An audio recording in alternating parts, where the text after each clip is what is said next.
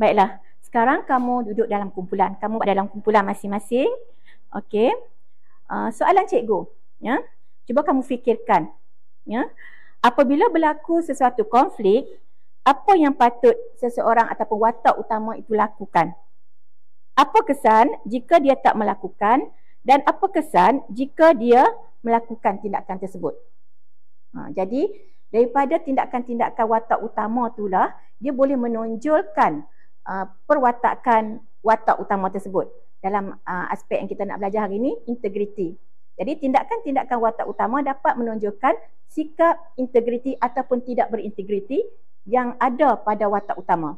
Okey, cikgu bagi situasi di sini.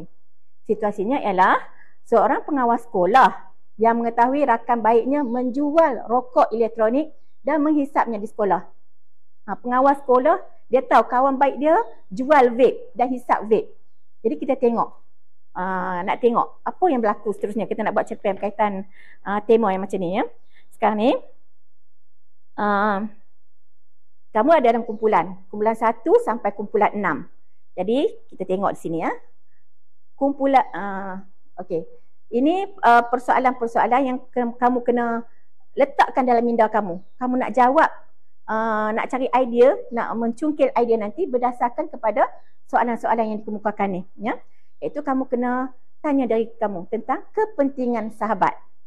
Adakah sahabat tu penting kepada kamu? Apakah ciri-ciri sahabat yang baik? Mengapakah kita perlu memilih sahabat yang baik? Pada pendapat anda, apakah implikasi jika kita berkawan dengan individu yang berakhlak buruk? Selain itu, dalam minda kamu juga, kamu bina soalan-soalan ini juga, iaitu kepentingan melaksanakan tugas. Mengapa kita perlu berintegriti ataupun amanah ataupun jujur ketika menjalankan tugas? Adakah anda boleh menerima ganjaran demi melindungi rakan? Apakah kesan jika pengawas sekolah tidak berintegriti? Ini berbalik pada soalan tadi yang cikgu bagi, ya. Pengawas sekolah, dia tahu kawan dia jual vape di sekolah. Jadi kita nak buat cerpen yang ada kaitan yang itu tadi. Okey? Baiklah. Kita tengok. Kumpulan 1 dan kumpulan 2, ya. Kamu cuba isi peta buih ni, kamu tengoklah tentang tindakan yang sepatutnya dilakukan oleh pengawas sekolah tadi. Apabila dia mengetahui rakannya menjual dan menghisap vape di sekolah, apa tindakan yang sepatutnya dilakukan? Okey. Kumpulan 1 dan kumpulan 2, isi peta ni, ya. Peta buih ni. Okey.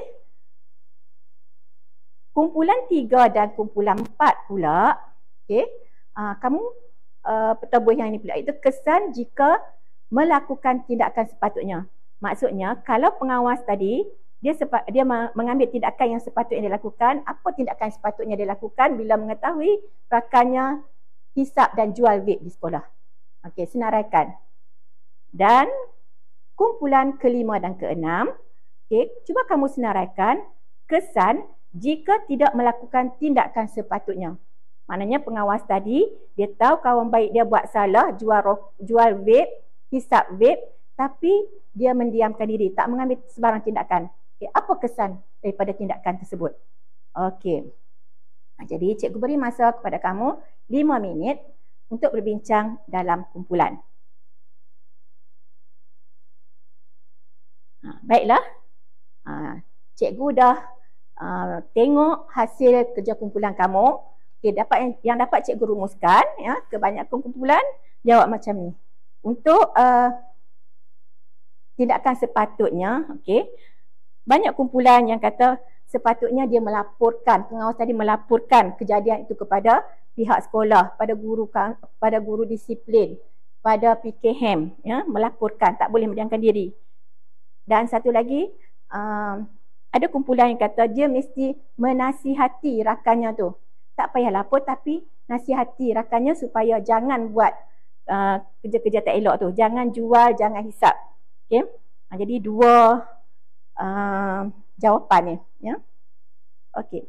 Bagi kumpulan 3 dan kumpulan 4 pula, cikgu tengok jawapan kesan jika melakukan tindakan sepatutnya. Okay. Ada yang jawab, kalau dia melaporkan salah laku kawan kepada cikgu ni, pada pihak sekolah, kesannya ialah kes disiplin di sekolah akan menurun. Okay. Kemudian imej pengawas dipandang tinggi sebab berani. Dan yang ketiga, hubungan dia dengan rakan dia menjadi renggang. Sebab dia report ataupun dia laporkan salah laku kawan dia tadi. Dan kesan, dan cikgu tengok kumpulan 5 dan 6, kesan jika tidak melakukan tindakan sepatutnya ialah, iaitu dia tidak melaporkan kepada pihak sekolah, kepada pihak disiplin. Kesan jika tidak melakukan ialah kes disiplin di sekolah akan meningkat.